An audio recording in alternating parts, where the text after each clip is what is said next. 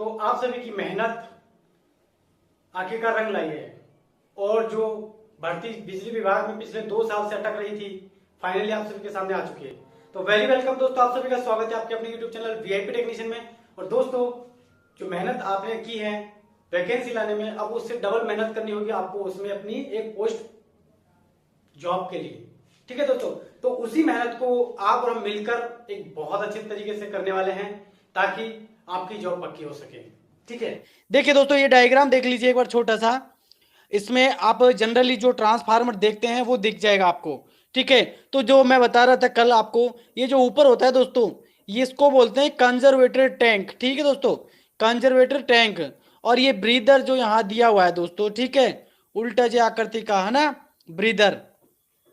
और दोस्तों मैं आपको बता दूं, ये लो वोल्टेज ब्रशेज है, मतलब ये तो क्या है कि जो आपका इंसुलेशन के काम का है, आपको इसको छोड़ दीजिए। मेन टैंक जो बड़ा वाला ये टैंक है, ये वो मेन टैंक होगा। ठीक है, टैंक कवर्ड है तो चारों तरफ से टैंक कवर कर रखा है। ड्रॉन ये छोड़ दीजिए। कूलिंग ट्रफ जो अपने ये कूलिंग के लिए, हवा के लिए दोस्तों, जो डक्ट बनाते हैं ना छोटी छोटी साइडों में, तो इसमें क्या है, ऑयल भरा रहता है, वो ठंडा हो जाता है हवा की वजह से, तो बीच बीच में डक्ट रहती है। देखिए दोस्तों, जो मेन चीज बताने वाला है, आप नॉर्मली टैंक को देख लीजिए। बल्कोज रिले कहाँ लगती है, तो बल्कोज रिले दोस्तों जो मेन टैंक और कंजर्वेटर टैंक के ये बीच में पाइप है ना, इसमें लग जाती है अपनी। ठीक है दोस्तों, बल्कोज रिले। चलिए, hello hello, good evening Sachin भाई, स्वागत है। चलिए जल्दी जल्दी जुड़ जाइए। सुमित भाई हेलो। सर आईटीआई वालों के एग्जाम नहीं होंगे क्या? भाई होंगे एग्जाम तो, बट अभी कुछ श्योरिटी नहीं है कि कब होंगे। ठीक है दोस्तों, चलिए। अंकुर जी, आप हमारी नमस्कार तो नहीं लेते भाई, आपने नमस्कार ही अभी किया है ना, पहला ही मैसेज आया है आपका दोस्त, तो नमस्कार क्यों नहीं लेंगे दोस्त, सभी की लेंगे। बहुत तिवारी जी स्वागत है। विकास भाई वेलकम दोस्त, स्वागत है। चलिए तो स्टार्ट कर देते हैं दोस्तों। ठीक है, देखिए आज का जो पहला बेसिक कवर आपके पास क्या है कि आप कंजर्वेटर को अच्छे से देख लीजिए, क्योंकि बहुत क्वेश्चंस इसमें से पुट अप किए जाते हैं। देखिए, यह एक छोटा तेल का टैंक होता है जो मुख्य टैंक के ऊपर होता है। अभी जस्ट देखा था ना आपने कि एक मेन टैंक था, इस मेन टैंक में से एक दो पाइप निकल रही थी, एक या दो, और इन पाइपों के बेस पे एक छोटा सा टैंक यहाँ बना रहता है, उसको बोलते हैं conservator tank.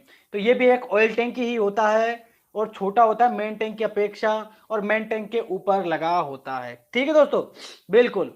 Lal Bahadur good evening दोस्त, स्वागत है। अगला क्या टॉपिक है, इसमें लगभग आधे स्तर तक तेल भरा रहता है। तो जो अपना जो कंजर्वेटर टैंक होता है ना, वो उसमें आधे में तो तेल रहता है। भाई आधे में क्यों रखा जाता है, क्योंकि आधा खाली इसलिए रखा जाता है ताकि जो मेन टैंक में अगर कोई भी दिक्कत हो और इससे अगर ऑयल निकलने की कोशिश करे तो इन पाइप के जरिए इस कंजर्वेटर टैंक में उसको जगह मिल जाए। ठीक है दोस्तों, इसलिए ये कंजर्वेटर टैंक में आ सकता है मेन टैंक का ऑयल, इसलिए इसको आधा खाली रखा जाता है। अब जो वर्क होता है, कार्य, वो क्या होता है दोस्तों, मुख्य टैंक में तेल के स्तर को बनाए रखना। मेन चीज तो सबसे बड़ा काम यही होता है कि जो अपना मेन टैंक होता है ना, उसके ऑयल की मात्रा को कम ज्यादा यही करता है दोस्तों। ठीक है, पूरा मतलब एक कह सकते हैं इसके लिए ये इसका गार्ड होता है, गार्ड इसका पूरा ध्यान रखता है। चलिए, रूपा रावत जी गुड इवनिंग, आपको भी बहुत बहुत स्वागत है। और क्या बोल रहे सर, आईटीआई वाले student first year second year में प्रमोट कर दिए हैं, प्रमोट कर दिया है, इसका भी हमारे पास कोई भी दोस्त कह सकते हैं कि कोई अभी फिक्स नहीं है ना। चलिए अगला देखिए, तेल का तापमान बढ़ने से उसके आयतन में होने वाले फैलाव को स्थान देता है। तो मेन चीज वही हो गई ना भाई, स्तर को बनाए रखता है। क्यों बनाए रखता है कि जो मेन टैंक में अगर मान लीजिए आपका तेल फैल रहा है या इसमें दोस्तों सुकड़ रहा है, तो ऊपर वाले जो कंजर्वेटर टैंक है उसमें से वो तेल कम ज्यादा होता रहता है। ठीक है, अगला क्या बोल रहा है, इसलिए इसे एक्सपेंशन टैंक्स भी कहा जाता है। तो एक्सपेंशन टैंक भी इसे कह सकते हैं। ठीक है, एक्सप्लोजन वेंट अलग होता है और एक्सप्लोजन टैंक अलग चीज है। आगे देखिए, जब तेल ठंडा होकर सिकुड़ जाता है उस समय कंजर्वेटर टैंक मुख्य टैंक को आपूर्ति दे देता है। और लास्ट में जो है, वाइंडिंग में पैदा होने वाले ऊष्मा के कारण तेल का दोस्तों जो तापमान होता है वो 20 डिग्री से 95 डिग्री तक परिवर्तित होता है। मेन चीज याद रखने वाली दोस्तों दो तीन चीजें हैं। ये सारे देखिए जो टॉपिक दिए ना सारे, इन सारे टॉपिक को मैं एक ही झटके में आपको कवर करा देता हूं। क्या, आइए इस वापस चीज पे कवर कराते हैं फटाफट। देखिए, अब जल्दी से हाँ या ना बताते रहना, ठीक है। हाँ, रणवीर कुमार जी स्वागत है। देखिए, ये होता है अपना कंजर्वेटर टैंक, जो आधा फील होता है दोस्तों किससे, ऑयल से। ठीक है, ऑयल सिंथेटिक ऑयल भी हो सकता है। ठीक है दोस्तों, सिंथेटिक ऑयल और एक नेचुरल ऑयल जिसे हम मिनरल ऑयल कहते हैं, खनिज तेल। तो कैसा भी ऑयल हो सकता है। ठीक है दोस्तों, अब इसके अंदर दोस्तों आधा भरा रहता है, आधा खाली रहता है। आधे में क्या रहती है, हवा रहती है, वायु रहती है। ठीक है दोस्तों, बिल्कुल। अब अपना मेन टैंक है, मेन टैंक में मान लीजिए अभी इसका ऑयल गर्म होता है। अब ऑयल गर्म होगा, वाइंडिंग गर्म होने से ऑयल भी गर्म होगा। अब जो टेम्परेचर होगा वो दोस्तों ध्यान रखना, 20 डिग्री से कितना था, 95 था ना। देख लीजिए एक बार वापस, 20 डिग्री से 95, बिल्कुल दोस्तों। तो जो इसका जो ऑयल का जो टेम्परेचर माना जाएगा वो 20 डिग्री से दोस्तों 95 के मध्य मापा जाएगा। ठीक है, यानी ये मेन टैंक है। अब क्या हुआ कि 20 डिग्री सबसे कम रहेगा, उस टाइम पे कोई प्रॉब्लम नहीं आएगी। लेकिन जैसे जैसे टेम्परेचर बढ़ेगा ऑयल गर्म होगा और फैलने लगेगा, और फैला हुआ ऑयल इन पाइप के जरिए किस में जाएगा, कंजर्वेटर टैंक में। और जो खाली जगह रही थी ना दोस्तों उसमें जाके भर जाएगा, और जो खाली जगह में जो हवा थी दोस्तों वो ब्रीदर के थ्रू कहां चली जाएगी, बाहर चली जाएगी। ठीक है दोस्तों, अब क्या होगा, वापस ठंडा होने लगेगा ऑयल, यानी 95 डिग्री से वापस ऑयल का टेम्परेचर कम होने लगेगा, तो वापस जो कंजर्वेटर में टैंक है वो वापस मेन टैंक में आ जाएगा, और ब्रीदर के थ्रू वापस इसके अंदर हवा आ जाएगी। चलिए ठीक है दोस्तों, बिल्कुल सिंपल सी चीज है, ज्यादा कोई टेंशन वाली बात नहीं है। हाँ गौरव कुमार जी, गुड इवनिंग मेरे भाई।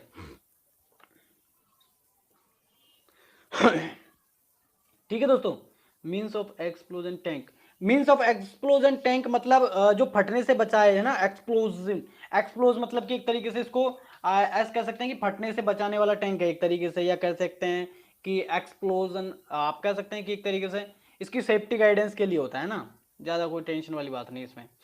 हाँ गुड इवनिंग राखी जी। चलिए देखिए आगे, अगला टॉपिक देखते हैं दोस्तों, ग्लूकोज रिले, जो ही बड़ा इंपॉर्टेंट फैक्टर निभाएगा आपके लिए। क्वेश्चन भी स्टार्ट कर देंगे सचिन भाई, थोड़ा सा बेसिक देख लो 5-10 मिनट। देखिए ग्लूकोज रिले क्या होगी, यह ट्रांसफार्मर में आंतरिक दोष उत्पन्न हो जाने पर एक अलार्म बजाकर सूचना देती है, और साथ ही ट्रांसफार्मर को स्रोत से अलग कर देती है। देखिए ग्लूकोज रिले ना आपकी सबसे बड़ी सेफ्टी कह सकते हैं दोस्तों। ठीक है, सबसे बड़ी सेफ्टी कहेंगे ग्लूकोज रिले को। ग्लूकोज रिले क्या होती है कि आपके ट्रांसफार्मर में ऑयल ज्यादा ही फैल गया, बहुत ज्यादा गर्म हो गया है, तो फट सकता है ना, तो फिर वो उस समय क्या करेगा, एक अलार्म बजाएगा, इंटरनल जो भी दोष मिलेगा उसके लिए अलार्म बजाएगा। और साथ ही साथ जो मान लीजिए ये आपका ट्रांसफार्मर है, इधर से कोई आगे से सप्लाई आ रही है इसको ट्रांसफार्मर को, ठीक है, प्राइमरी में, और सेकेंडरी में हम ले रहे हैं, तो प्राइमरी में जो सप्लाई आ रही है ना उसको हटा देगा, तो आपका ट्रांसफार्मर में सप्लाई नहीं आएगी, तो वो ठंडा हो जाएगा। यह एक स्वचालित सर्किट होता है, यानी कि इसको आपको ऑन ऑफ करने की जरूरत नहीं है, ऑटोमेटिक होता है। यह कंजर्वेटर और मेन टैंक के जो जोड़ने वाले पाइप है उसमें लगा रहता है, बिल्कुल ये आपको बता दिया है। और इसमें दोस्तों 2 फ्लोट तथा 2 मरकरी स्विच होते हैं, जो कल पूछ रहे थे ना, बिल्कुल मरकरी स्विच होते हैं दोस्तों। ठीक है दोस्तों, चलिए फ्लोट वो होते हैं जो मतलब कि एक तरीके से फट जाए या टूट जाए वो। ठीक है, तो वो किस समय काम करेगा, जिस समय आपका अलार्म बजेगा तब ये फ्लोटें वर्क करना स्टार्ट कर देंगी। चलिए दोस्तों आगे टॉपिक की ओर चलते हैं, मेन टैंक को देखते हैं। मेन टैंक होता है क्या दोस्तों, जनरली कि यह ट्रांसफार्मर का मुख्य टैंक होता है। ठीक है सर, ड्रोन ऑफ का मतलब क्या होता है, ड्रोन ऑफ का, ड्रोन ऑफ कहाँ है इसमें, आपको एक एक चीज बताएंगे, टॉपिक वाइज आएगी दोस्त, सारी चीज आ जाएंगे, टेंशन मत लीजिए। आवाज नहीं आ रही क्या, मेन टैंक देख लीजिए, उसके बाद क्वेश्चन आंसर पे, मेरे को पता है क्वेश्चन आंसर पे टिकते हैं आप लोग। देख लीजिए, ये ट्रांसफार्मर का मुख्य टैंक होता है। ठीक है, और इसमें तेल भरा रहता है जिसमें क्रोड और वाइंडिंग्स होती है। भाई मेन टैंक क्या होता है, जो बड़ा टैंक अभी बताया था, इसके अंदर होता क्या है, मेनली तो क्रोड होती है। क्रोड होती है जो किसकी बनी होती है दोस्तों, या तो नरम लोहे की बनी रहेगी या सिलिकॉन स्टाइल की, है ना, और सिलिकॉन इस्पात की। और इसके ऊपर दोस्तों क्या होती है, वाइंडिंग्स रहती है, प्राइमरी और सेकेंडरी, और सारा ऑयल से डूबा रहता है। 3-4 चीजें आती हैं। ठीक है दोस्तों, ब्रजेश जी गुड इवनिंग दोस्त, हेलो निशा जी स्वागत है, गुड इवनिंग ब्रजेश भाई, गुड इवनिंग। ओके ओके, आवाज ठीक है ना। चलिए अगला टॉपिक देख लेते हैं दोस्तों, ब्रीदर, बस उसके बाद स्टार्ट करेंगे अपना क्वेश्चन आंसर वाला। देखिए ब्रीदर, ये भी बड़ा इंपॉर्टेंट फैक्टर है। ब्रीदर क्या होता है कि जब ट्रांसफार्मर तेल ठंडा होकर सिकुड़ता है तो कंजर्वेटर टैंक के रिक्त स्थान में वायु की आपूर्ति वायुमंडल की हवा से होती है, यह क्रिया लेना ब्रीदिंग कहलाती है। ठीक है, पहला पॉइंट तो हो गया। और कंजर्वेटर जब ब्रीदर में जो वायु प्रवेश करती है ना दोस्तों, उसमें होकर जो नमी प्रवेश करती है उसे रोकने के लिए ब्रीदर में कैल्शियम क्लोराइड या सिलिका जेल भरी होती है। देखिए दोनों चीज याद रखना, कैल्शियम क्लोराइड भी हो सकता है ऑप्शन में, कई बार बहुत कम आता है वैसे, लेकिन आ भी सकता है, और सिलिका जेल तो है ही है सर।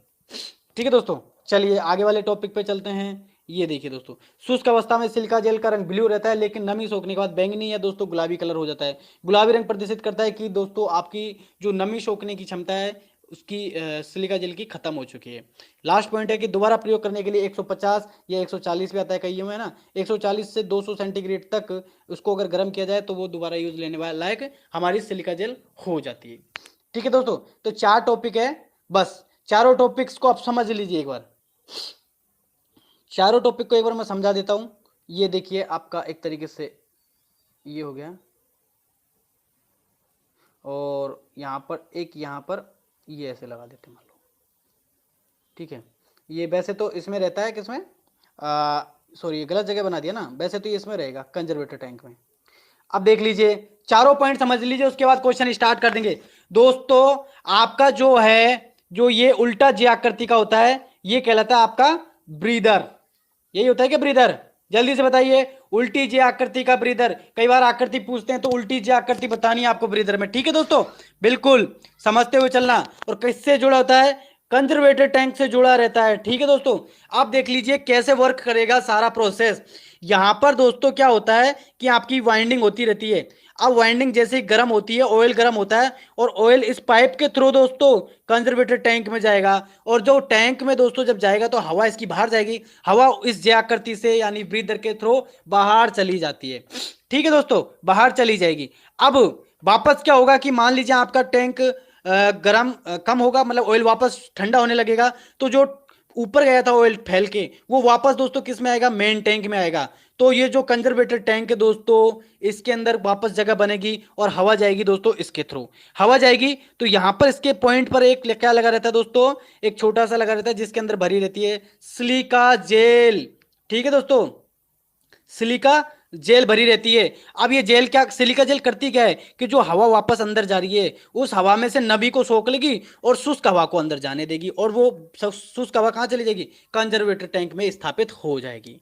ठीक है दोस्तों, बिल्कुल सिलिका जेल का कलर ब्लू होता है। खराब होने के बाद ये गुलाबी कह सकते हैं, बैंगनी कलर कह सकते हैं। ठीक है, अगर वापस इसको सही करना है तो 140 डिग्री से दोस्तों 200 डिग्री तक इसको गर्म किया जाएगा, और वापस इसको सही करके यूज ले सकते हैं।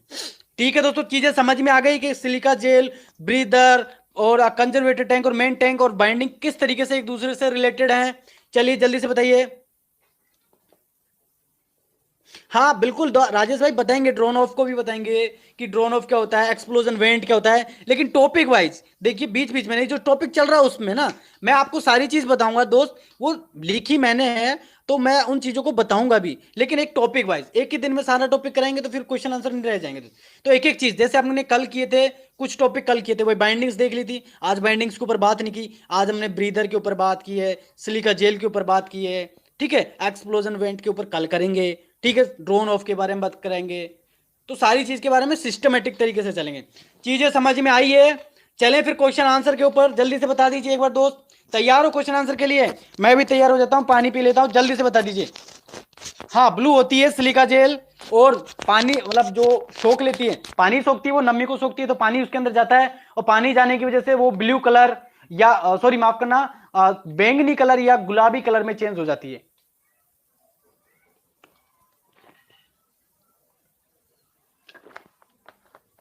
दोस्तों अब स्टार्ट करने जा रहे हैं क्वेश्चन आंसर। तो एक छोटी सी रिक्वेस्ट है, जिस भी भाई ने शेयर नहीं किया प्लीज यार एक बार शेयर कर दीजिए दोस्त, है ना। आज मैं चाहता हूं ये 40 तो क्रॉस कर जाए ना, 40 प्लस तो बिल्कुल एम एस कुशवाहा जी गुलाबी हो जाती है। चलिए आपके सामने दोस्तों पहला प्रश्न लेके आ रहे हैं दोस्तों। ठीक है, ये जो चारों अक्षर वो जो ऑप्शन थे ना, ये पॉइंट थे, चारों मैंने समझा दिए हैं। और हाँ दोस्तों, एक छोटी सी ध्यान रखना, सिलिका जेल के साथ साथ दोस्तों कैल्शियम क्लोराइड का भी नाम याद रखना दोस्त। ठीक है, तो थोड़ा सा ये एक ट्रिक की चीज हो सकती है। ट्रांसफार्मर में चुंबक के घटक का मान कैसे हो? भाई यार अब चिरंजीवी जी, मतलब सभी को एक चीज कह रहा हूं भाई, एक एक चीज जैसे क्वेश्चन आया तो उस चीज पे बात करो यार। अब बीच बीच में कोई कुछ पूछे कोई, तो सबका आंसर देंगे तो फिर क्लास की मतलब सारा सब कुछ गला हो जाएगा। ठीक है, चलिए बात करते हैं लास्ट में 11 नंबर। पहले पहला नंबर देखिए, 10 क्वेश्चन हमने कल कर लिए थे, आज 11वें से स्टार्ट कर दिया दोस्तों। ठीक है, हाँ मॉनिटर आए नहीं क्या भाई? मॉनिटरों को फिर छुट्टी देनी पड़ेगी। नहीं आए तो निशा जी आ चुकी हैं, राखी जी भी आई थी, आप भी आ चुके हैं।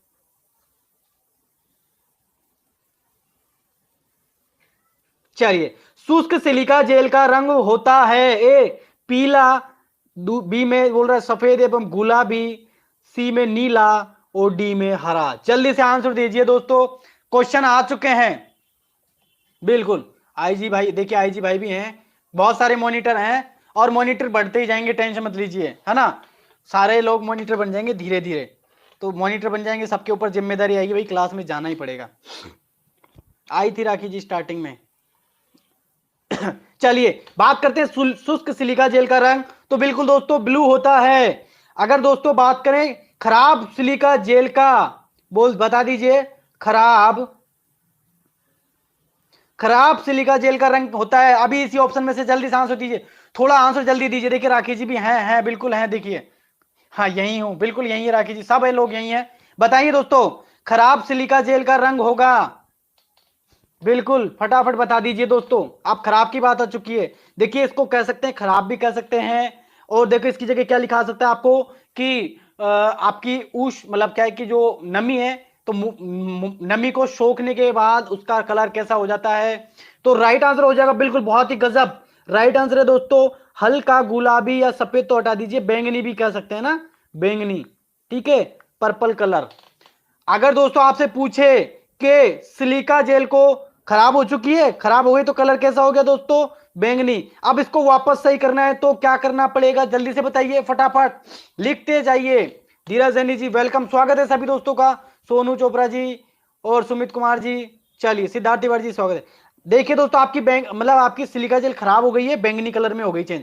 अब क्या करेंगे कि वापस इसको सही किया जाए, जल्दी से बताएं दोस्तों, थोड़ा जल्दी जल्दी। देखिए आप लिखेंगे, आप सोच रहे होंगे यार ये क्यों लिखा रहे हैं, भाई लिखोगे तो 100% दिमाग में फिट हो जाएगी वो चीज। हाँ राम राय मीणा जी, 120 से 150 नहीं है दोस्त, है ना, ये लगभग होगा 140 से और 200 डिग्री के समथिंग।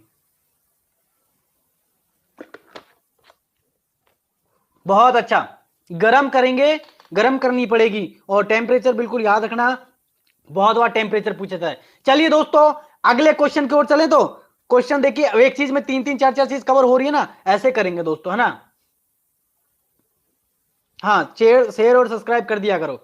आइए नेक्स्ट क्वेश्चन पे चलते हैं। ग्लूकोज रिले का प्रयोग खालिस्तान जाता है वायु शीतली ट्रांसफार्मर में, तेल शीतली ट्रांसफार्मर में, वेल्डिंग ट्रांसफार्मर में, पोटेंशियल ट्रांसफार्मर में। ठीक है दोस्तों, जल्दी से बताएं दोस्तों, ग्लूकोज रिले का उपयोग कहां किया जाता है, और जो पहली बार आया है वो दोस्त जरूर शेयर कर दीजिए, चैनल को सब्सक्राइब कर लेना, ऐसे ही शानदार ट्रांसफार्मर चलेगा बहुत जबरदस्त तरीके से, और एक एक चीज में से हम मतलब कहते हैं ना चनी में से मनी निकालना, तो मतलब हम छोटी से छोटी चीज को भी कवर करते हुए चलेंगे, एक क्वेश्चन में से 10 क्वेश्चन निकालेंगे, तो क्वेश्चन कहां जाएंगे फिर लोग।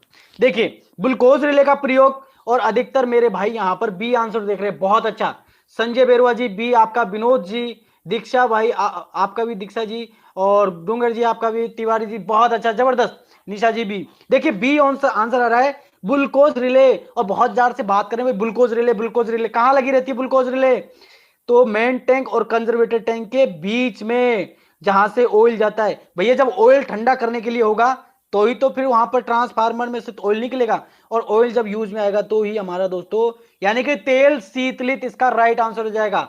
अमित कुमार जी हेलो भाई हेलो, ओमकार जी स्वागत है। देखिए दोस्तों बिल्कुल याद रखना, जहां पर तेल शीतलित होगा वहीं ग्लूकोज रिले काम आने वाली है। चलिए कोई नहीं, एक्स्ट्रा कुछ नहीं, आराम से पढ़िए, ध्यान दीजिए, है ना, बिल्कुल। चलिए तो नेक्स्ट क्वेश्चन पे चलें, बिल्कुल प्रश्न संख्या 13, फोकस करना, थोड़ा सा मिलाप करना है भाई, मिलाप करना है। A glucose relay, B explosion vent, C oil gauge और डी तापमापी। हालांकि तीन की बात नहीं पढ़, अभी हमने पढ़ाई नहीं की तीन के, एक्सप्लोजन वेंट नहीं पढ़ा, ऑयल गेज नहीं पढ़ा, लेकिन ये छोटी छोटी चीजें जल्दी से बताइए, मैचिंग कर दीजिए। ए इसे प्रेशर रिलीव वाल्व कहते हैं, किसे कहते हैं, बी में देखिए ट्रांसफार्मर टैंक में तेल भरने को जो स्तर दर्शाया जाता है वो युक्ति होती है, और सी में देखा मतलब तीन में देखा है ट्रांसफार्मर तेल का तापमान नापने हेतु, या डी यह 140 सर्किट ब्रेकर की भांति वर्क करती है। जल्दी से मैच कीजिए, जल्दी जल्दी मैच कीजिए और फटाफट आंसर दीजिए दोस्तों।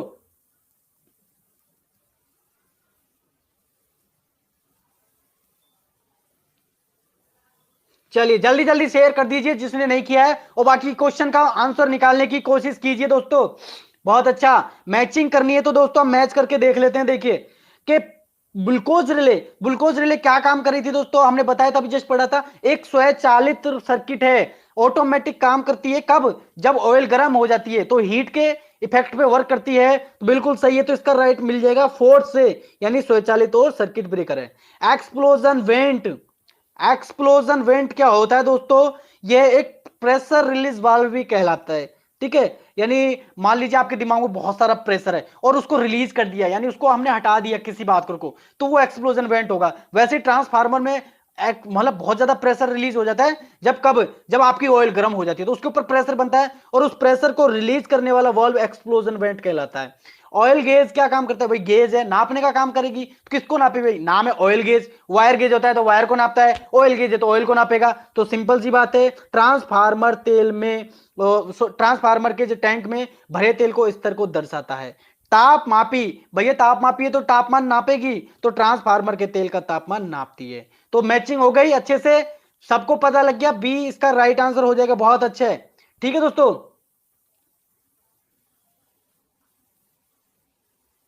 चलिए चलिए, टेक केयर, थोड़ा सा ध्यान रखें अपना अपना सभी, है ना, थोड़ा सा को कोरोना और सभी चीज से, मतलब अभी बीमार होना नहीं है, ठीक है, कोशिश करो अच्छे से रहो।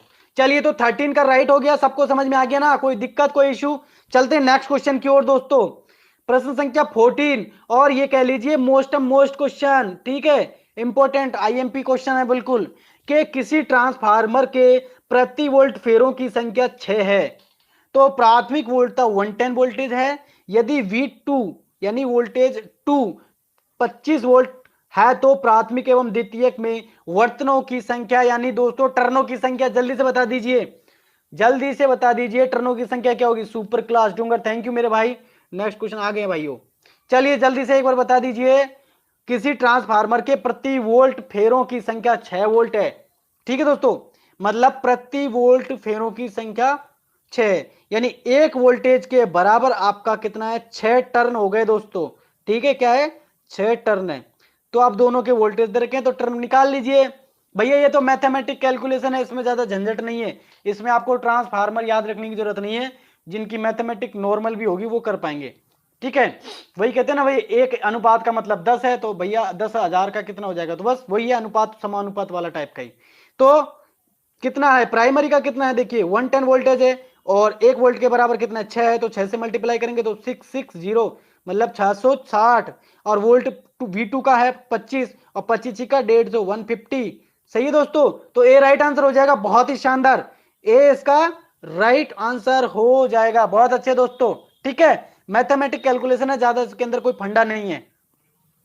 चलिए नेक्स्ट क्वेश्चन की ओर चलते हैं दोस्तों।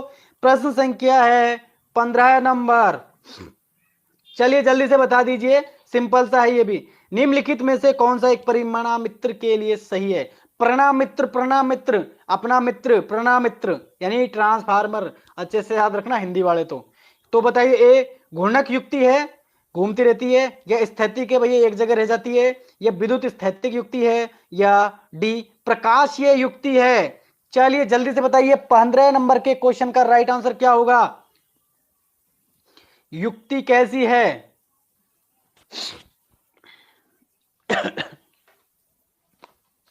बहुत अच्छा, जबरदस्त, देखिए आंसर आ रहे बी, बहुत अच्छा। हुकुमचंद जी आपने वी, और आपने दूसरा वाला वी लिख दिया। गौरव भाई सी नहीं होगा दोस्त, है ना। देखिए बात करते हैं इस क्वेश्चन की, तो एक प्रणामित्र के लिए तो बिल्कुल दोस्तों सी नहीं होगा, क्योंकि विद्युत स्थैतिक का मतलब हो गया कि विद्युत आपकी एक ही जगह रहे, जबकि ट्रांसफार्मर में विद्युत एक जगह थोड़ी रहती है, विद्युत जाती है ना भाई, इनपुट आता है और आउटपुट निकाल देती है। विद्युत स्थैतिक का मतलब जहां वस्तु एक ही जगह बनी रहे, जैसे स्थिर विद्युत का अपना होता है तड़िक चालक, जो जो अपनी बादल से, मतलब जो बादल की गर्जन से, बादल की गर्जन से जो अपनी विद्युत बनती है वो स्थैतिक विद्युत होती है, उसको हम ले जा थोड़ी सकते हैं कहीं, तो स्थिर विद्युतिक वो हो गया। तो ये डिवाइस स्थैतिक डिवाइस है, ठीक है, स्थिर डिवाइस है, लेकिन विद्युत स्थैतिक डिवाइस नहीं है दोस्तों, है ना। तो राइट आंसर इसका बी होगा, सी की ओर मत जाना। बस यही कंफ्यूजन हो जाती है थोड़ी सी, कई बार हमारे दिमाग में हम थोड़ा यूं सोचते हैं कि यार कहीं ये ऑप्शन क्यों दिया है, तो फिर हम उस पर सोचने लगते हैं, हमारा आंसर गलत होने के चांसेस ज्यादा रहते हैं दोस्तों। ठीक है, ठीक है, बहुत अच्छा। चले नेक्स्ट क्वेश्चन पे। बहुत अच्छा, क्लास अच्छी लग रही हो तो लाइक करते जाएं। ठीक है दोस्तों, क्लास अच्छी लग रही है तो लाइक करते जाएं। और कल तो भैया आप लोगों ने मूड ऑफ कर दिया, 4 डिसलाइक पहुंचा दिए यार। ऐसा मत करो यार, अगर क्लास पसंद नहीं आ रही तो बता तो दो, क्या दिक्कत है ना। चलिए टॉप, बहुत अच्छा। किस प्रकार की धारा एक प्रणामित्र पर कार्य करती है? ए एसी, बी स्पंदिक डीसी, एसी डीसी दोनों, और डी डीसी। चलिए जल्दी से आंसर दे दीजिए, सिंपल क्वेश्चन है भाइयों। क्वेश्चन बहुत अच्छे अच्छे आएंगे, ये मत सोचना कि क्या सिंपल सिंपल क्वेश्चन ला रहे हैं। क्वेश्चनों की संख्या इस बार हम करेंगे इसमें 200 क्वेश्चन। ट्रांसफार्मर पूरा चैप्टर जब कंप्लीट होगा, जब 200 क्वेश्चन कंप्लीट कर लेंगे, और अभी तो 16वां ही चल रहा है, तो पहली दूसरी सीढ़ी अच्छी लगती है और आराम से चढ़ जाते हैं। जब ऊपर चढ़ते ना तो बहुत दिक्कत आती है। तो आप ये मत सोचना, इससे ही बेस बनेगा अपना। ठीक है, और सबको बेस पसंद है, सही है ना। चलिए, तो राइट आंसर इसका हो जाएगा ए अल्टरनेटिव करंट। नीरज भाई बहुत अच्छा, अल्टरनेटिव करंट। ठीक है दोस्तों, अल्टरनेटिव करंट, जो करंट अपना प्लस माइनस में रोटेट रहता रहता है। हाँ, डीसी पर क्यों नहीं वर्क करता तो बताया था, उसके लिए हमने दोस्तों थोड़ा सा आपको ना, भाई डीसी पर वर्क क्यों नहीं करता। डीसी पर वर्क इसलिए नहीं करता, मान लीजिए आपने इसको डीसी दे दिया, अब डीसी दे दिया तो यहां पर डीसी जाएगा। अब क्या होगा कि इसके अंदर दोस्तों रिएक्टेंस तो होता नहीं है, रिएक्टेंस नहीं होगा, विद्युत धारा का विरोध नहीं होगा, उसकी वजह से ये वाइंडिंग जल जाएगी दोस्त। ठीक है, प्राइमरी वाइंडिंग चलेगी, सेकेंडरी पर कोई इफेक्ट नहीं होगा। पूछ लेते हैं कई बार कि कोई मतलब चलता फिरता कोई आपसे पूछ ले कि भाई डीसी दे दी तो आपकी कौन सी वाइंडिंग चलेगी, आपको ये तो पता है कि वाइंडिंग जल जाएगी भाई। अरे जल कौन सी जाएगी, तो प्राइमरी जलेगी, सेकेंडरी पे कोई इफेक्ट क्यों नहीं पड़ेगा, क्योंकि डीसी भाई इसमें प्लस माइनस फिक्स रहता है ना, इसमें बार बार चेंज नहीं होता फ्लक्स, ना ही कोई घूमने वाला पार्ट है, तो इसके अंदर तो प्रेरण होगा ही नहीं, इंडक्शन से कुछ इसके अंदर जनरेशन ही नहीं होगा। तो ये तो अपनी जगह एकदम झक्कास रहने वाली है। ठीक है दोस्तों, हाँ, तो राइट आंसर क्या होगा दोस्तों, चीजें समझनी है दोस्तों। ठीक है, बिल्कुल 41 प्लस 40 प्लस हो गए, थैंक यू दोस्तों। कल 50 प्लस का देखते हैं ना, कोशिश करना आप ज्यादा से ज्यादा शेयर कर दीजिए। 17 नंबर के क्वेश्चन पे आ जाइए दोस्तों। कौन सा सिद्धांत ट्रांसफार्मर के कार्य के लिए उत्तरदायी है? ए पारस्परिक इंडक्शन, बी स्वयं इंडक्शन। नीरज भाई एक बार स्क्रीनशॉट ले लेना, आज हाईएस्ट 41 हुए हैं ना, तो फिर सेंड जरूर कर देना मेरे भाइयों, है ना। चलिए, सी फैराडे का विद्युत चुंबकीय इंडक्शन नियम, और डी इंडक्शन पर पारस्परिक, सॉरी स्वतः व पारस्परिक इंडक्शन दोनों। चलिए जल्दी से आंसर दीजिए 17 नंबर के क्वेश्चन का, कि ट्रांसफार्मर कौन से मतलब ट्रांसफार्मर कौन से सिद्धांत पर आधारित होता है, या कौन से सिद्धांत पर अपना उत्तरदायी वर्क करता है। बिल्कुल, बहुत अच्छा। तो राइट आंसर इसका होगा दोस्तों सी, इसका राइट आंसर हो जाएगा। बहुत ही शानदार, फैराडे का विद्युत चुंबकीय इंडक्शन नियम। ठीक है, फैराडे का विद्युत चुंबकीय इंडक्शन, सी इसका राइट आंसर होगा। भाई फैराडे ने तो दिया था विद्युत चुंबकीय इंडक्शन। अब विद्युत चुंबकीय इंडक्शन होता क्या है कि भैया ये कोई आपका वो ये कि यहां पर आपने एसी सप्लाई दे दी, अब वो सप्लाई कैसे चलेगी दोस्तों, कभी प्लस में कभी माइनस में। तो यहां पर दोस्तों क्या होगा, कभी प्लस इधर बनेगा कभी माइनस इधर, तो प्लस माइनस चेंज होगा, और उस चेंज होने की वजह से आपका फ्लक्स दोस्तों कैसा रहेगा, फ्लक्स बार बार घूमता सा रहेगा इधर उधर, इधर ध्रुवता चेंज होगी, जिसकी वजह से दोस्तों सेकेंडरी में आपका ईएमएफ जनरेट हो जाएगा। ठीक है, तो यानी फ्लक्स घूम रहा है, इसलिए फ्लक्स बार बार चेंज हो रहा है ना, फ्लक्स की ध्रुवता चेंज हो रही है, इस वजह से इसके अंदर ईएमएफ जनरेट हो जाएगा, और यही इंडक्शन का नियम होता है। ठीक है दोस्तों, बिल्कुल कल बताया था ना आपको। चलिए चलिए चलिए, बहुत अच्छी बात है। चलिए आगे चलते हैं, नेक्स्ट क्वेश्चन 18 नंबर का क्वेश्चन। चलिए एक चीज बताइए, कल भी पूछा था, वैसे कल बता दिया था अधिकतर मेरे भाइयों को कि अपना ट्रांसफार मतलब, चलिए लास्ट में बात करेंगे उसके ऊपर, किस प्रकार की वोल्टता को ट्रांसफार्मर परिवर्तित कर सकता है, उच्च को निम्न में, निम्न को उच्च में, या उपरोक्त दोनों, या धारा में। चलिए जल्दी से बताइए। बिल्कुल अमित कुमार जी, कल 50 प्लस होंगे, बहुत अच्छी बात है, और बढ़ेंगे धीरे धीरे, आप लोग हेल्प करेंगे तो। चलिए चलिए, बहुत शानदार। देखिए राइट आंसर इसका हो जाएगा दोस्तों सी। बिल्कुल बेस बनाते जाएं, बेस अच्छा हो जाएगा तो इमारत बहुत शानदार बनाएंगे दोस्तों। ठीक है, तो ट्रांसफार्मर बहुत एंडिंग में जरा अच्छे से समझेंगे, जहां पर फिर लोड चेंज होगा और हमारी लॉसेस भी चेंज होगी। ठीक है, अच्छे से अच्छा। देखिए बात करते हैं तो ट्रांसफार्मर स्टेप अप भी होता है, स्टेप डाउन भी होता है। तो प्राइमरी में टर्न कम हुए तो स्टेप अप हो जाएगा, प्राइमरी में टर्न ज्यादा हुए तो स्टेप डाउन हो जाएगा। तो दोनों ही प्रकार का, लेखराज मीना जी स्वागत है आपका भी। चलिए तो डी, सॉरी माफ करना, सी इसका राइट आंसर होगा। बिल्कुल शानदार, चीजें बहुत इजी है, चीजें समझ में भी आ रही होगी।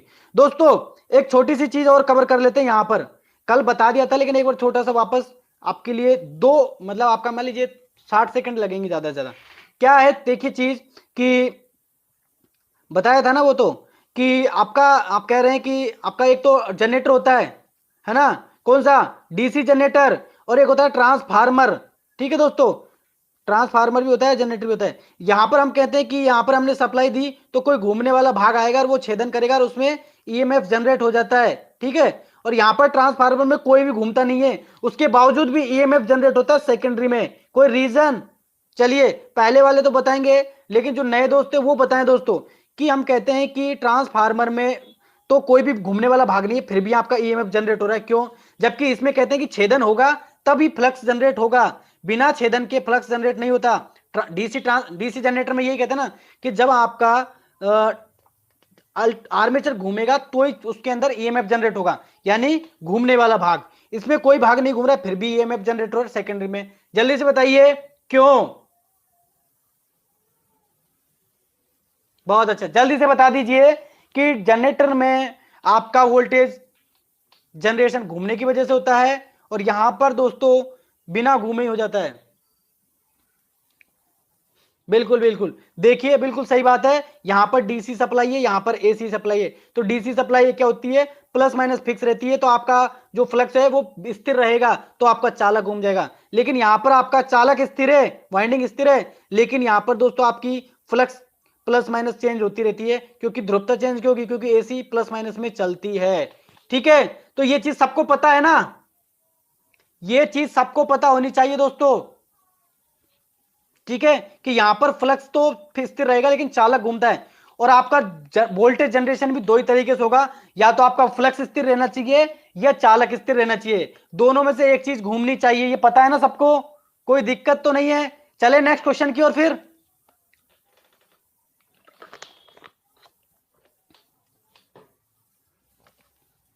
चलो नेक्स्ट क्वेश्चन की ओर चलते हैं फिर। प्रश्न संख्या 19, क्या होगा अगर ट्रांसफार्मर को डीसी सप्लाई दी जाए तो? चलिए जल्दी से बता दीजिए। ए कार्य करेंगे, बी घूमने लगेगा, सी सेकेंडरी स्लाइड पर रेटेटिंग वोल्टेज से कम वोल्टेज होगा, और डी वाइंडिंग जल जाएगी। चलिए जल्दी आंसर दीजिए दोस्तों। बहुत अच्छा, देखिए अगर आंसर देखे दोस्तों यहां पर, ठीक है, आरपी भाई थोड़ा आपने गलत कर दिया दोस्त, सी भैया आप बोल रहे हो सी, सेकेंडरी साइड पर रेटेड वोल्टेज से कम। अरे यार वोल्टेज काम ही नहीं करता, फिर वोल्टेज जनरेशन का तो कोई इफेक्ट ही नहीं होगा। कार्य करेगा? बिल्कुल नहीं करेगा दोस्त। ए अनुपम भाई घूमने लगेगा, अरे कहां घूमेगा, घूमेगा तो ही नहीं, तो बी तो कोई दे नहीं रहा। अभी जस्ट बताया था दोस्तों, डी इसका राइट आंसर हो जाएगा। क्या हो जाएगा? डी इसका राइट आंसर होगा। कैसे? आपको पता है दोस्तों, वाइंडिंग जल जाती है और प्राइमरी वाइंडिंग क्या हो जाएगी दोस्तों, आपकी जल जाएगी। मान लीजिए आपने दोस्तों यहां पर ये है प्राइमरी और ये है सेकेंडरी, ठीक है, ये सेकेंडरी ये प्राइमरी।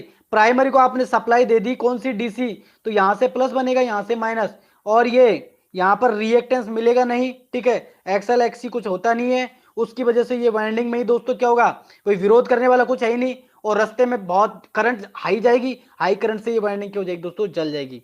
कोई रिएक्टेंस नहीं होगा, रिएक्टेंस होता विरोध होता जब, तो मतलब एक तरीके से कह सकते हैं दोस्तों, कई भाई कंफ्यूज भी हो रहे होंगे कि रिएक्टेंस रिएक्टेंस क्या बताते जा रहे हैं, कुछ समझ से बाहर आ रहा है, तो मैं बता दूं दोस्तों, मतलब आपको एक चीज बताए, अब यहां से एक चीज कवर हो जाएगी। चीज बहुत सिंपल तरीके से देखिए, समझाना कैसे है आप देख लीजिए। हमारा मोटर होती है कौन सी, डीसी की मोटर, एक बार सुन लीजिए, डीसी की मोटर होती है दोस्तों, डीसी की मोटर होती है, तो उसमें क्या होता है दोस्तों, आपका आर्मेचर को हम सप्लाई देते हैं, आर्मेचर को सप्लाई देते हैं ना, डीसी सप्लाई देते हैं, लेकिन जैसे डीसी सप्लाई देते हैं तो इस आर्मेचर में क्या जनरेट होता है दोस्तों, बैक ईएमएफ, ठीक है, बैक ईएमएफ।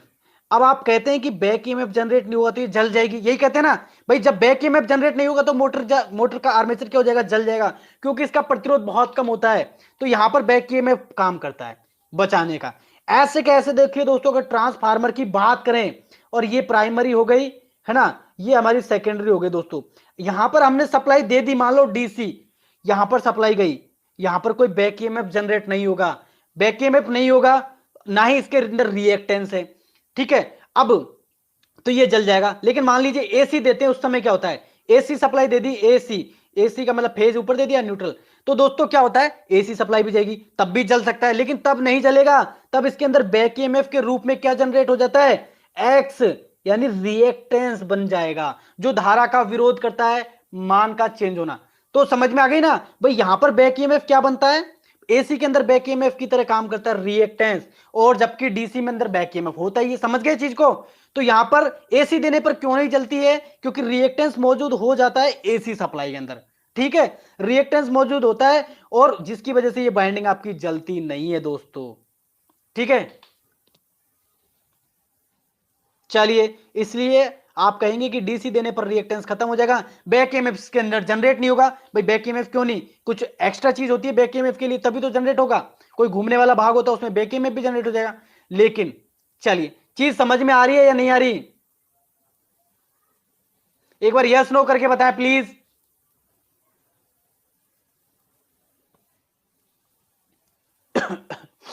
बिल्कुल बिल्कुल, देखो एक्सएल एक्सी नहीं पैदा होता है, वो तो आपको एसी थ्योरी पढ़ना पड़ेगा, फिर एक्सएल एक्सी पढ़ाने लग गए तो बहुत लंबा खिंच जाएगा। एक्सएल भी बताने लगे भाई, एक्सएल और एक्सी दोनों फ्रीक्वेंसी पर निर्भर करते हैं, डीसी के अंदर फ्रीक्वेंसी नहीं होती, इसलिए डीसी में एक्सएल और एक्सी नहीं मिलते, और उसकी वजह से हमारी ये मोटर जल जाएगी। ठीक है दोस्तों, चीज समझ गए। चलो तो चलो नेक्स्ट क्वेश्चन चलते हैं। अब देखिए, समझाने की तो पूरी पूरी कोशिश है, वाक्य आप देख लीजिएगा, थोड़ा भी अगर मिस होता है तो आप रिवाइंड कर लेना क्लास को।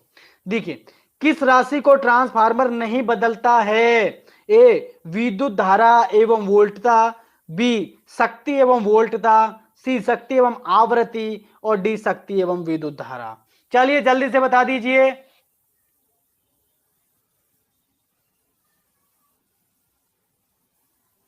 चलिए चलिए,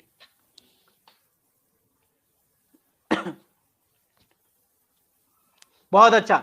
देखिए, अगर बात करें, इस क्वेश्चन का आंसर आ रहा है, बहुत धड़ल्ले से आ रहा है, और आंसर आ रहा है सी, शानदार। प्लीज थोड़ा सा फोकस करें स्टडी पे, बाकी सबसे, निशा जी आप भी थोड़ा है ना देख लीजिए, अभी स्टडी पे फोकस कीजिए, ठीक है, बाकी चीजें बाद में देख ला है ना, प्लीज थोड़ा सा रिक्वेस्ट है, ठीक है। तो ये होता है सी। अब सी में क्या क्या दे रखा है, शक्ति और आवृत्ति। तो भाई फ्रीक्वेंसी तो आपकी चेंज कहां होगी, जहां पर आपका जनरेशन रहता है, बिल्कुल यही बात होती है ना भाई। आपका ट्रांसफार्मर इसको चेंज नहीं करेगा, अल्टरनेटर से होगी। और पावर क्यों नहीं चेंज होती, पावर क्योंकि P बराबर होता है दोस्तों V इंटू आई। तो आपका अगर वोल्टेज बढ़ गया दोस्तों तो करंट कम हो जाता है, और करंट बढ़ गया तो वोल्टेज कम हो जाता है।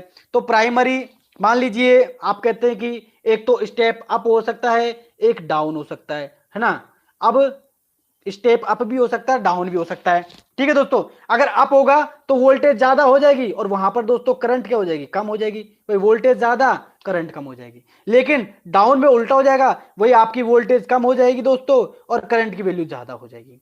तो यानी करंट और वोल्टेज एक दूसरे के पूरक होते हैं, एक बढ़ेगा तो दूसरा घटेगा, दूसरा बढ़ेगा तो तीसरा घट जाए, मतलब दूसरा घटेगा, तो एक दूसरे से मैनेज कर लेते हैं, और P बराबर V इंटू आई मिलकर दोस्तों पावर बन जाती है। इसलिए पावर पे कोई इफेक्ट नहीं पड़ता है। चलिए आगे चलते हैं दोस्तों, प्रश्न संख्या 21। ट्रांसफार्मर में प्राथमिक वाइंडिंग को किससे जोड़ा जाता है दोस्तों, ए विद्युत स्रोत से संयोजित करते हैं, बी लोड से संयोजित करते हैं, सी शॉर्ट सर्किट से संयोजित करते हैं, और डी हमेशा ओपन रखते हैं। जल्दी से बताएं दोस्तों, प्रश्न संख्या 21 आप सभी के सामने आ चुका है। ट्रांसफार्मर में प्राथमिक वाइंडिंग को क्या किया जाता है। चलिए दोस्तों, वीडियो यदि पसंद आ रही हुई तो अभी, हाँ अभी आप लोग बिल्कुल देखिए, पसंद आ रही हो तो लाइक कर दीजिए यार, अभी तो 2-4 लाइक मिले। अरे 41 लोग अभी अपने दिख रहे हैं मुझे लाइव, तो कम से कम लाइक तो कीजिए दोस्तों, अगर पसंद आ रही है तो देखिए लाइक मारते जाएं और वीडियो देखते जाएं। देखिए ट्रांसफार्मर की प्राथमिक वाइंडिंग तो बिल्कुल सिंपल सी बात है, प्राइमरी मैंने बताया था ना, एक प्राइमरी होती है एक सेकेंडरी होती है।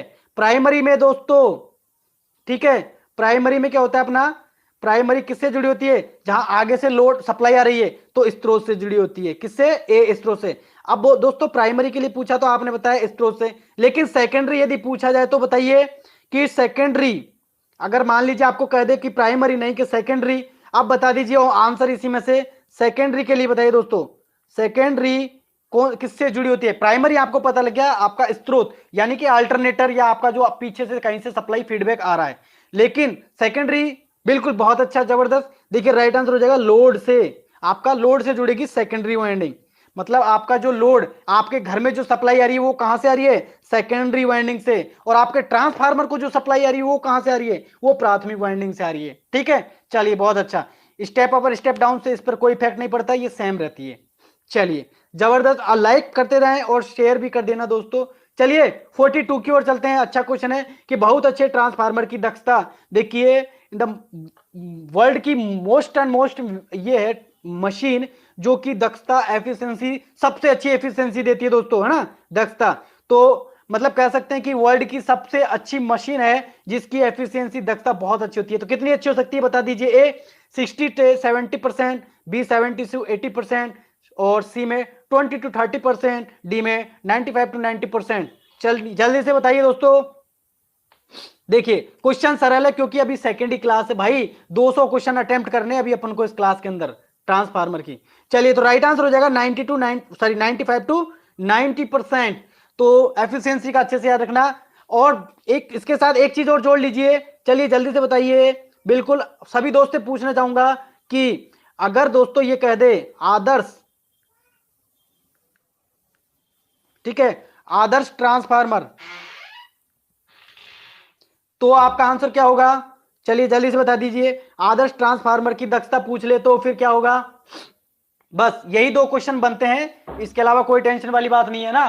बिल्कुल दो क्वेश्चन बन गए आपके, और ये आपकी एफिशिएंसी पर दो ही क्वेश्चन बनेंगे। बिल्कुल देखिए आदर्श लिख दिया है, आदर्श का मतलब आइडियल, सबसे बेस्ट, इससे बेस्ट कुछ भी नहीं है, और सबसे बेस्ट का मतलब भैया 100% हो गया ना भाई, ये इंसान अच्छा है मतलब इसमें बुराई 1% भी नहीं है। ठीक है, वैसे तो होता नहीं है, हर इंसान में कुछ ना कुछ कमी होती है, तो हर मशीन में कुछ ना कुछ कमी होती है, कुछ ना कुछ लॉसेज होते हैं उसके। ठीक है, लॉसेज भी बात करेंगे, लेकिन 100% होता नहीं है, लेकिन हम इमेजिन कर सकते हैं, हम सोच सकते हैं, तो 100% होती है। बिल्कुल बहुत अच्छा। चलिए नेक्स्ट क्वेश्चन चलते हैं 23 की ओर दोस्तों।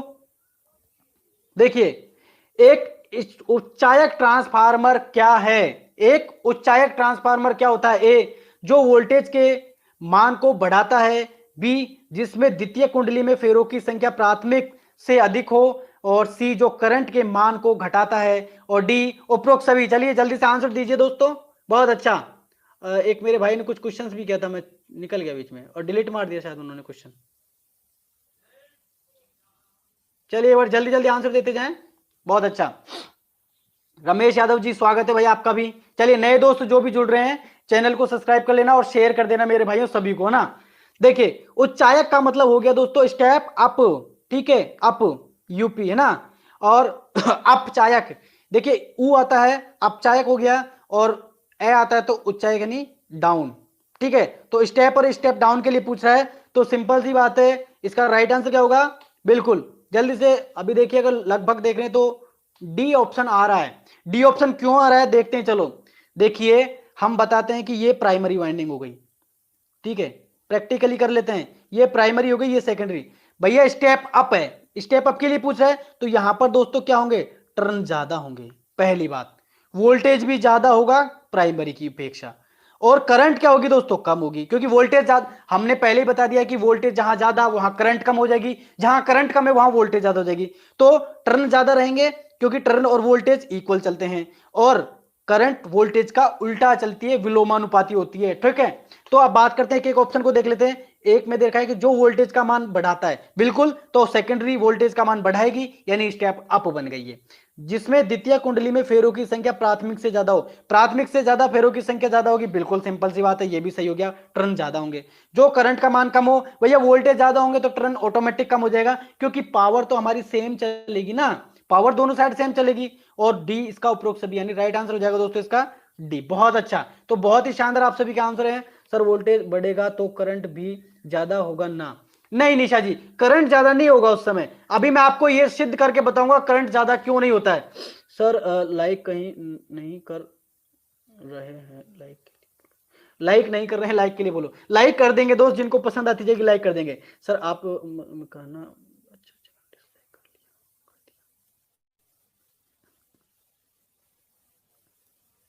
ओके ओके ओके ठीक है। देखिए अब बात करते हैं, थोड़ा सा मैं आप समझा देता हूं, ये राइट आंसर डी हो जाएगा इसका, ठीक है। अब डी, अब देख लीजिए दोस्तों, एक चीज छोटी सी मैं बताना चाहूंगा आपका, सिर्फ 1 मिनट लूंगा, फटाफट सारी चीज क्लियर हो जाएगी। देखिए कोई बात नहीं, चलो लाइक डिसलाइक पे बाद में फोकस करेंगे, पहले पढ़ाई पे फोकस कर लो। देखो दोस्तों, एक बार ध्यान से सुन लो, हम कहते हैं कि हमारा ट्रांसफार्मर पावर को चेंज नहीं करता, इस चीज से सब सहमत है ना भाई? पावर चेंज होती है कि नहीं होती? नहीं होती ना, अभी जस्ट पढ़ाई थे क्वेश्चन में कि पावर और अपनी फ्रीक्वेंसी चेंज नहीं होती, पी पावर चेंज नहीं होती ना, जल्दी से बताए, सब सहमत है इस चीज से, ठीक है, इसमें कोई दिक्कत थोड़ी है किसी को भी। तो पी, इधर देख लीजिए, पी बराबर वी इंटू आई, ठीक है।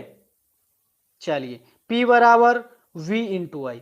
अब देखो दोस्तों एक चीज सुन लो, अगर पावर यहां पर मान लीजिए, अब इमेजिन करके चलते हैं क्वेश्चन को, आपका पावर 10 है, ठीक है, और V का मान लीजिए आप 5 है, तो I का मान 2 होगा, तभी तो ये चीज सॉल्व हो पाएगी ना।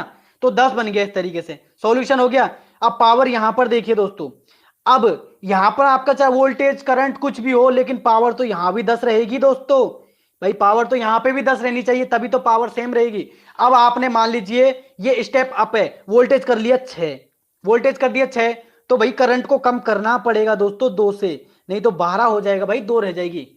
तो करंट कम होगी तब जाके कुल 10 रखना है, तो मतलब 1 पॉइंट कुछ आ जाएगा, वही 5 6 5 7 जो भी आ रहा है। तो इसका मतलब क्या हुआ भाई, पावर सेम रखनी है तो वोल्टेज बढ़ेगा तो करंट कम होगा, और करंट कम होगा तो वोल्टेज ज्यादा हो जाएगी। तो एक चीज घटेगी तो दूसरी बढ़ेगी, क्योंकि हमें पावर इक्वल रखनी है, पावर इक्वल रखनी है, ठीक है। नीरज ठीक है, अब समझ में आ गया ना कि करंट नहीं बढ़ेगी, ठीक है, करंट नहीं बढ़ेगी, समझ में आ गया क्या भाई? पावर इक्वल रखनी है, इसकी वजह से हम कहेंगे कि एक चीज बढ़ रही है तो दूसरी को कम करना पड़ेगा, ऑटोमेटिक कर हो जाती है वो। चलिए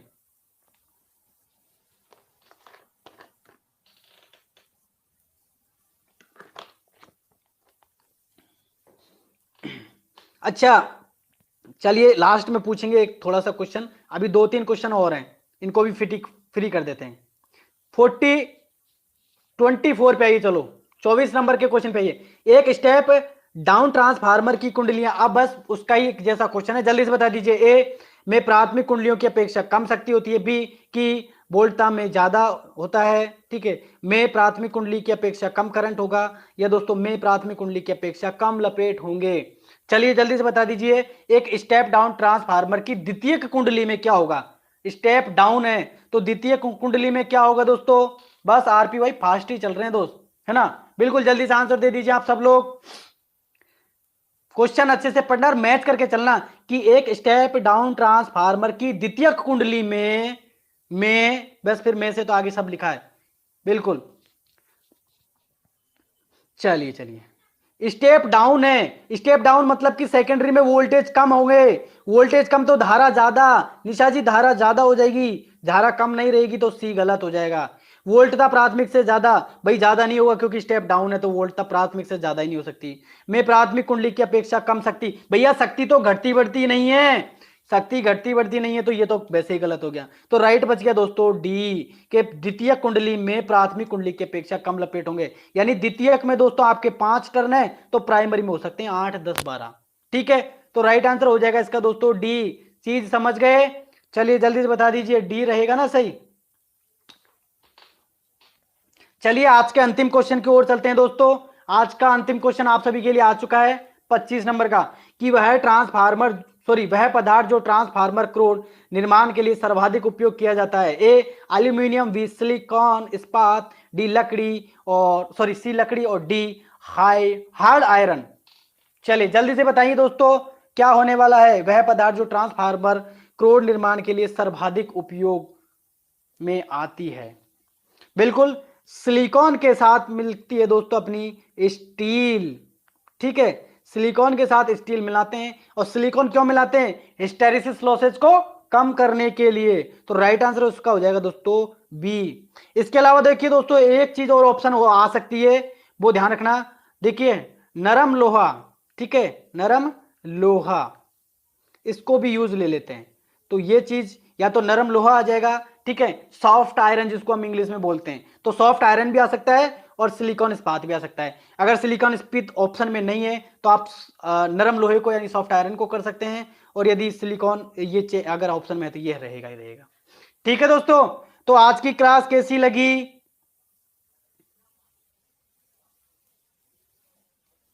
अब एक चीज छोटा सा मैं आपसे पूछ लेता हूं, चलो ठीक है।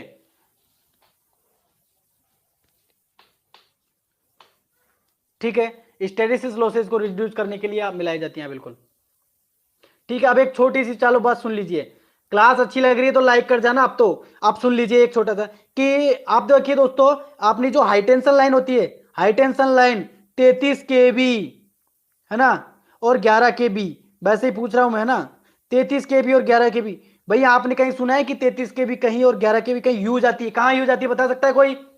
33 केबी, 11 केबी, 66 केबी जो चलती है दोस्तों, है ना, 66 केबी भी चलती है ना, और 132 केबी भी चलती है, 132 केबी।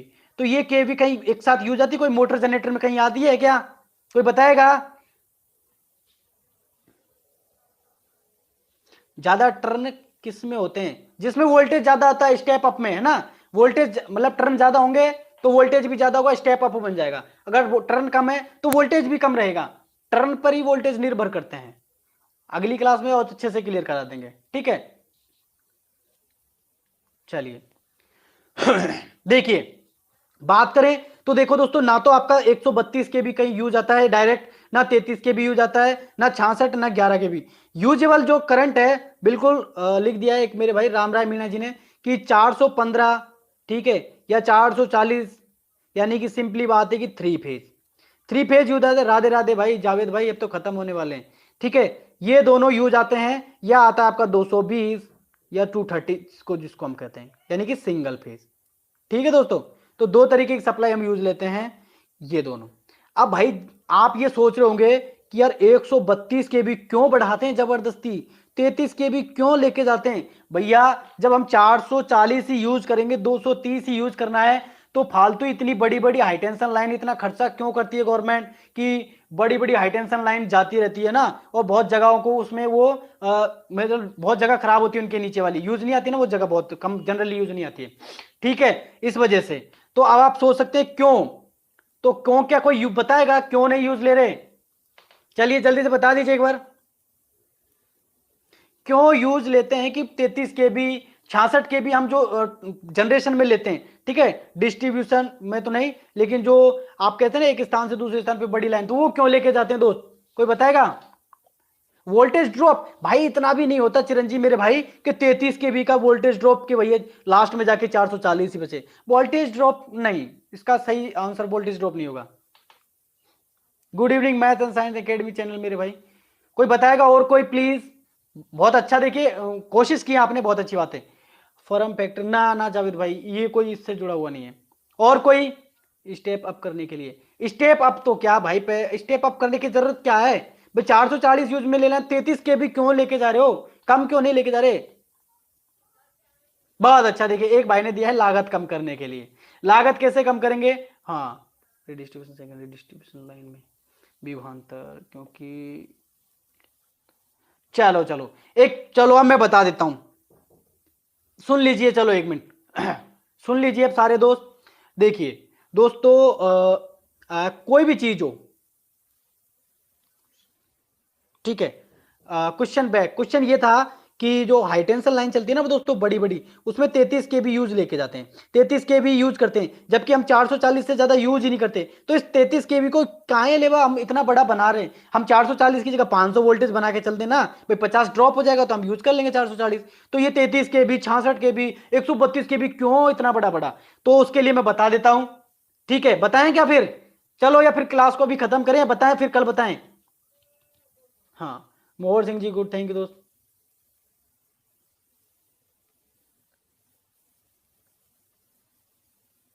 नहीं, ये आरपी भाई थोड़ा सा नहीं, बता दो, चलो चलो अभी बता देते हैं, चलो है ना, सस्पेंस नहीं रखना है।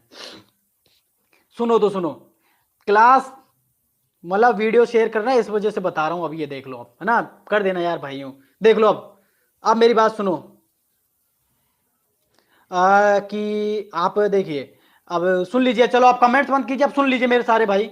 कब होगी एग्जाम्स का कोई अता पता नहीं है दोस्तों अभी, कि आपने अभी अभी जस्ट देखा ट्रांसफार्मर है कि पी पावर देखी कि पावर कभी भी बदली नहीं जा सकती, है ना। आपको पता है दोस्तों, अब यहां ना करते जाना, अब बस हाँ ना करना है बस। देखो एक बार सुन लीजिए कि आपका देखिए ये ट्रांसफार्मर है, देखो मैं आप बहुत मतलब मेरे तरीके से समझा रहा हूं, हाँ बता रहा हूं बिल्कुल। ये ट्रांसफार्मर है, यहां पर पावर थी मान लीजिए 50, है ना, 50 पावर थी, और वोल्टेज था मान लो मतलब दोस्तों कि 10 वोल्टेज था, तो करंट कितनी रह गई दोस्तों, आई कितनी रहेगी दोस्तों यहाँ पर 5। चीज है ना, एक एक चीज देखिए, आराम आराम से जब आप चीज कवर करोगे 5 आई हो गई, दोनों चीज समझ में आएगी। पावर बनी 50, वोल्टेज बना 10, और आई बन गई 5। अब मैं यहां चला, इसी वोल्ट वही पावर तो कितनी रहेगी भाई, 50 ही रहेगी, चाहे कुछ भी कर लो आप, पावर चेंज नहीं होगी। अब आपने क्या किया दोस्तों कि वोल्टेज मान लीजिए आपने स्टेप अप कर दिया, और वोल्टेज पहुंचा दिए दोस्तों 40, क्या पहुंचा दिए 40, तो करंट क्या हो जाएगी दोस्तों, 5 थोड़ी रहेगी फिर, करंट करंट पहुंच जाएगी दोस्तों 1.2, है ना, 12 चौक 48, 1.25 कुछ ऐसा है ना, ये पहुंच गई, करंट कम हुई, हो गई करंट कम। अब बस ये चीज समझ में आ गई, चीज समझ में आ गई तो एक बार बताएं, ये चीज समझ में आ गई कि कम हो रहा है। लिख रहा जी, बिल्कुल करंट कम हो गई, यस कर दो जल्दी जल्दी से, बिल्कुल चीज एक एक स्टेप बाय ऐसी समझ में आएगी, भूलोगे नहीं कभी भी। ये हो गया कम। अब चलते हैं, चलो आगे, ये चीज यहां समझ में आ गई। अब देखो दोस्तों, जनरली होता क्या है कि कोई भी मोटर होती है, अब अपनी कोई घर में मोटर यूज ले रहे हैं, मान लीजिए हमारे मेरे पास ये पंखा है कोई, एक कोई सीलिंग फैन है, सीलिंग फैन है, तो ये कब जलेगा, कब दोस्तों, ये कब जलता है दोस्तों, जब इसमें करंट ज्यादा आएगी। भाई मोटर कब जलती है, कोई भी मोटर होती है जब कब जलती है, मोटर कब जलेगी, जब उसके अंदर करंट ज्यादा आएगा। हम कहते हैं ना भाई यार इसने तो करंट ज्यादा ले लिया तो इसकी बाइंडिंग जल गई, ठीक है, करंट जल गई, करंट आने से मोटर जल गई। दोनों चीज क्लियर है दोस्तों, ध्यान रखना, ये दो चीज अब आपको क्लियर हो जाएगी। देखिए अब आपका मान लीजिए, आपने मान लीजिए 33 के भी यहां से पहुंचा रहे हो, 33 के भी पहुंचा रहे हो दोस्तों, तो इसके अंदर दोस्तों क्या है, वोल्टेज बहुत ज्यादा है ना भाई, 132 के भी है, ठीक है, 132 के भी है, तो करंट तो दोस्तों इसमें क्या होगा, बहुत ही नगण्य, मतलब 0.2 0.5, बहुत नगण्य कम। क्यों भैया, आपने बोला एक ट्रांसफार्मर लिया, और यहां से क्या किया दोस्तों, यहां पर 440 था इसका वोल्टेज, और हमने इसको 440 को किस में चेंज किया, 33 के भी, 11 के भी में मान लो, भैया 11 के भी बना दिया, तो 440 में वोल्टेज, ठीक है, पावर मान लीजिए, पावर बता रहा हूं ना, अब इसके अंदर पावर कुछ ना कुछ होगी, मान लो पावर इसकी 1000 पावर है, तो 440 वोल्टेज कुछ बचाओ करंट, अब 1000 ही यहां बनाना पड़ेगा, तो यहां पर वोल्टेज बहुत ज्यादा रहेगा और करंट बहुत ज्यादा कम। तो सिंपल सी बात है कि जो हमारा वायर चलता है ना भाई, मोटा वायर यूज नहीं लेना पड़ेगा ज्यादा, है ना, तो इसके लिए क्या है कि करंट कम से कम हो जाएगी, और जो जलना होगा ना कोई वायर, तो वो जलेगा नहीं, ठीक है, करंट को कम से कम किया जाता है, करंट कम से कम हो जाएगा, तो हम आराम से हाई वोल्टेज करके उसको मतलब एक जगह से दूसरे स्थान पर ले जाएंगे, और वायर कभी भी जलता नहीं है। बहुत छोटे वायर होते हैं, देखिए आप देखना, ज्यादा मोटा नहीं होता वो वायर, और उसके अंदर इजीली आप 33 केबी लेके चले जाते हैं, जबकि 33 केबी के लिए घर में अगर उसको अगर करंट के लिए यूज में लेना तो बहुत ज्यादा करंट लेता है 33 केबी में, इसलिए कहेंगे कि करंट वहां पर हो जाता है नगण्य, वहां सिर्फ वोल्टेज वोल्टेज चलता है दोस्तों, ठीक है। तो ध्यान रखना, करंट की वैल्यू कम करने के लिए 33 के भी 11 के भी को हम ले जाते हैं, और उसकी वजह से वो जो चालक होता है ना, वो खपत कम करता है, वो जलता कम है, सस्ता पड़ जाता है, तो जितना ज्यादा वोल्टेज होगा उतना ही कम करंट हो जाएगा, और करंट कम करने होने की वजह से जो हम एक स्थान से दूसरे स्थान पर जो करंट वोल्टेज को लेके जाएंगे वो आसानी से चले जाएगा और लागत कम आएगी। मेन चीज होती है लागत को कम करना। ठीक है दोस्तों, तो बस चीजें और अच्छे से समझेंगे। ये तो मैंने ओवरव्यू बता दिया, थोड़ा थोड़ा जिनको थोड़ा बहुत ज्ञान मतलब पता होगा ना वो चीज को समझेंगे। तो आज के लिए इतना ही दोस्तों, गुड नाइट दोस्तों। सर वोल्टेज में धारा में क्या अंतर होता है? वोल्टेज और धारा में अंतर, वोल्टेज और धारा में अंतर दोस्त फिर ऐसी थ्योरी पढ़ाई थी उसमें देख लेना है ना, एक बार बता दिया, कोई दिक्कत नहीं है। वोल्टेज और धारा में बिल्कुल अंतर पता लग जाएगा आपको। सर जी चालक किसका होता है? चालक एल्यूमिनियम यूज में लेते हैं जनरली उसमें दोस्त, है ना। हाँ, पेपरों के बारे में कोई डिटेल नहीं है अभी, है ना, कि आईटीआई वालों के कोई पेपर नहीं है।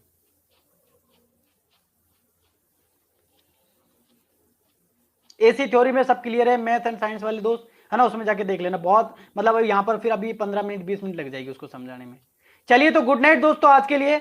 वीडियो को ज्यादा से ज्यादा शेयर कर देना, और क्लास अच्छी लग रही हो तो एक बार लाइक कर देना। लाइक कितने हो गए कुछ पता है क्या? बढ़े क्या लाइक वाइक? अरे बढ़ा दो यार। ठीक है, चलिए बाय बाय, गुड नाइट। मिलते हैं दोस्तों कल की शानदार क्लास में। कल और क्वेश्चन ज्यादा लाएंगे थोड़े, ठीक है, कल 25-30 क्वेश्चन लेके आएंगे, थोड़ा थ्योरी कम लाया करेंगे। तो मिलते हैं दोस्तों कल की क्लास में।